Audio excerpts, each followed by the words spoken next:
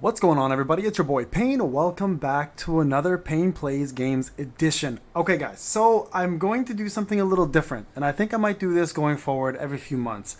I always get the same question asked: Payne, what games are you playing? What do you recommend? So what I want to do is I want to do a little bit of a new thing and talk about every game I'm currently playing. I'm going to give you guys a rating for the games, why I give this rating. So we're going to talk about its replayability, how good it is, how free-to-play friendly it is, how pay-to-win it is, and whether it's worth your time or not, okay? And this will also give you guys the idea of what I'm covering, plus what I'm looking forward to in the future. So, without further ado, let's get into it. Tower of God New World. Now, this is Netmarble's newest addition to their insane gacha lineup, and it's probably one of their best ones. So Tower of God essentially is a recreation with some original stories and the main stories of the anime and the manga, and it's actually a really good idle gacha game. Now, let's talk about a few things. Number one, is it pay to win? Absolutely. There are insane people in this game that have spent probably up to 100k plus. So for those who want to play free to play, especially competitively, it's going to be out of your comfort zone and your league, especially for PvP. But it is also very free to play friendly in the regards to that they give a lot of currencies, they give a lot of rewards. The devs for Netmarble specifically are actually very in tune to the community's needs and wants, and they're actually listening a lot and bringing out developers' notes. And the gameplay itself is really fun as long as you can play PvE and participate with your alliance. Now, what makes the game so unique, and it's what I like about it the most, is they've got a few different modes that are actually pretty fun. The story mode itself is unlocked every time you finish a certain part of the tower. And then the tower itself is combined of battles that you use 5 units within different or same factions. And then eventually you'll get up to 2 and 3 teams worth of units. So very similar to that. The actual loot is really good, easy to acquire for free to play, and it is semi free to play friendly for the PvE environment. But for PvP, it's completely out of the question in terms of being friendly. PvP is extremely whaley, and most free to play players won't see a lot of the PvP content like in the higher rankers. So keep that in mind when you're doing this. Now for summons, because this is a gacha, a lot of people are going to know the one good thing about it is you got the teammate section with 100 pity to get an SSR of your choice. The bad thing about it is SSR pluses are extremely rare, with the lowest rates being 0.029 for the top units in the game. Most of the top units in the game, at least. And then also the pity here is random, which they're hoping to fix in the future. So that will hopefully fix that. Now, in terms of gameplay, it's very simple. It's pretty much auto. It's a resource collection game. It's a gacha collection game. I can show you guys real quick how it works out. So this is, you build a team of 5 based on their elements, their classes, and their abilities, and then you pretty much pit them against the opponent, and you let auto or manual do its work. There is no control of your units except for the ultimate when you want to use it, and that's as far as it goes. So in terms of rating for this game, I would give Tower of God New World, for its idle gacha game perspective, a 7 out of 10. Where they lose a little bit of marks is the pay-to-win aspect and how crazy pay-to-win it is for PvP.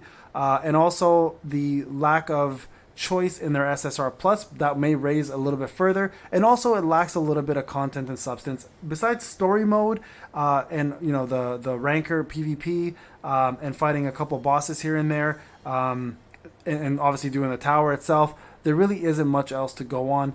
You kind of do get bored. Once you get stuck, you kind of do hit a wall, and there really isn't much else to do. There's only very limited alliance events going on as well, so that also doesn't help the situation. But I think once they improve that and add a little more content, we'll probably raise this up a little more. But still, one of the better games out there for idle gachas, and highly recommend for people to at least try it out.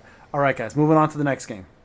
Alright guys, next up on the list is going to be Street Fighter Duel. That's right, probably the oldest game on my channel since I've been back as a content creator. And let me tell you, this game has its ups and downs. A lot of ups, a lot of downs. But there is a lot to talk about here, especially if you want to jump into Street Fighter Duel. Now, a lot of people have asked me, what's the status of it? Like, how is it doing? I'll be honest with you guys, it has lost majority of its player base from the original time, but it still is getting some new players here and there.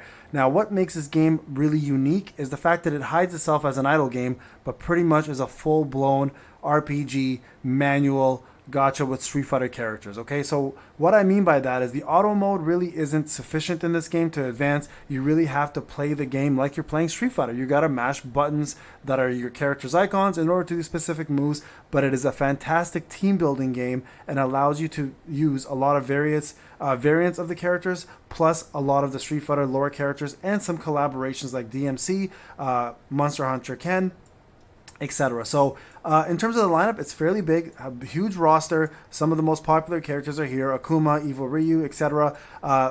But the problem with this, like the major issue with this game, is the fact that a lot of the main characters that you want to use, some of the more killer ones, for example, such as Akuma, Goken, and Evil Ryu, are hidden behind a limited banner, which requires special currencies, and also there is no pity in the game. So that gives it a big drawback. So a lot of people who are looking to start off, enjoy the game, and they realize how hard it is to get some of their favorite units, making them usually quit. So that makes it a really hard system to follow, especially with divination as well too. But the draw system is actually very free-to-play friendly. So if you're okay with using the main units in the game outside of the special units, this game actually becomes very free-to-play friendly. I have a full free-to-play account. I'm able to advance very far without having to spend a penny. There's a lot of content, and what I meant by it hides itself behind an idle game is there's content always being dropped all the time. Even though it is a reskin of the older content, there is always something brand new for you to do. Plus, if you're a new player, you're going to be playing this game for hours on end with endless amount of things to keep you busy. So Street Fighter Duel, I'm going to give it a 5 out of 10. And the reason why it's getting a 5 out of 10, it's getting a passing mark, is the biggest issue it has is communication and the devs with their community.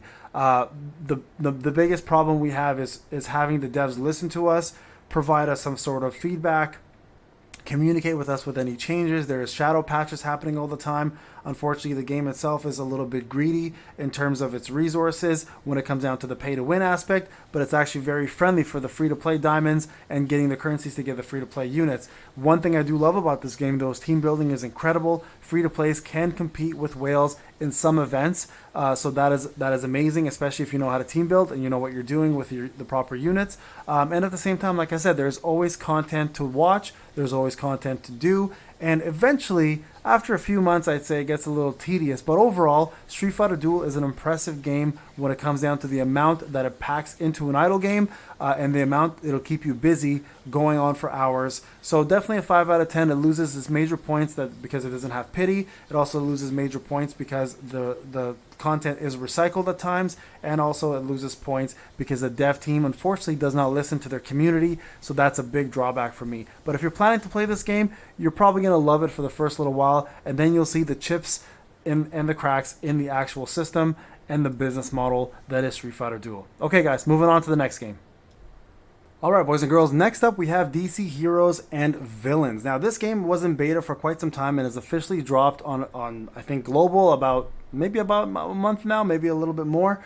And this is a match 3 RPG puzzle game. So what it allows you to do is use some of your favorite DC heroes and villains, put them together on the same team or separate teams, and allow you to play a storyline that is a match 3 storyline based on Darkseid and his evil minions. So the game itself plays fairly simple. You match the same colors, whether it's 3, 4, 5, or 6 different colors. Each hero has unique skills and passives, and they also have factions that they belong to, which will give you bonuses. There are 3 stars, 4 stars, and 5 stars, and I will say this right now, this is perhaps the most free-to-play friendly game I've ever played in my life. So big ups to that. My account's completely free to play, and I have most of the 5-star characters in the game, also most of the 4 stars and 3 stars maxed out, and I haven't had to spend a penny, and this is the same reason a lot of people stay with this game, because of that alone. The one thing it does lack, unfortunately, though, is content. So once you do complete your storyline, you are kind of stuck with these events that only happen very seldom. It's not very good in terms of events. They're not really fleshed out. There really isn't any guild system in place yet, which will be coming soon. That may raise the marks a little bit. And the PvP system is lackluster and needs a lot of rework. The biggest issue with this game also is the most amount of bugs I've ever seen in a game to ever launch globally. If you ever get frozen, or sometimes you lose a tile, you can't get your stamina back when you quit. It's very archaic for that. It's you get very little stamina. You get 104 stamina, well, actually even less than that, based on the level that you're at or more, and then you get 60 stamina every 8 hours. You run out of stamina very quickly, especially because you'll be farming gear most of the time, and the actual gear itself is not 100% drop, so that takes sometimes months to complete a character if you're higher up in the tier ranks, and also it can be very, very time consuming to complete some of the events, and it becomes very mundane. The actual auto system is horrible. It never matches correctly. It does only 3 things instead of 4, or sometimes even 5, even though it's right in its face like you just saw there. They could have done a 4. It does 3, and overall I'd say this game shouldn't have come out in its current state. It probably should have been released a little later once everything was fleshed out, all the bugs were corrected, and some of the more I guess rewarding things such as guild wars were included. So unfortunately with this game, I'm going to give it a 3 out of 10. It's one of those games that you could easily pick up and drop at any time. You wouldn't feel bad about it. It does get major kudos for being free-to-play friendly, easy to get yourself diamonds, easy to get yourself currencies, but the game itself gets pretty stale, pretty fast, and all the bugs are driving people bonkers. So, DC Heroes and Villains, 3 out of 10, unfortunately. Alright guys, next up is Omniheroes, another idle gacha RPG based around fantasy heroes and villains, with all different elements including light and dark and different factions, and probably the most unique idle experience I've had in a very long time, because they don't base it off of the power of a unit, but they base it off of the power of units put together called synergies. It is probably one of the most complex yet satisfying systems I've played in a long time, plus has a lot of eye candy. If you look at the Valkyrie Manor, you can see some of these girls are not playing around. So yeah, this is going to be one of those games where you're going to get a lot of booba, and you're also going to get a lot of brain power thinking in terms of how to build the teams. Now, one thing I love about this game is there's a lot of content to be offered, but the content, it doesn't take long. You can either skip battles, you can do quick battles, you can, for example, like this right here, if I want to just start the battle, you can kind of see the results, and you continue pressing it, it'll continue telling you if you got your ass kicked or if you're actually doing well. So that's kind of cool. There's a tower system. PvP is great. The actual getting resources is really good because they give you different avenues to do so. There is a map system, there is a boss battles, and there's a way to grow and get yourself talent points.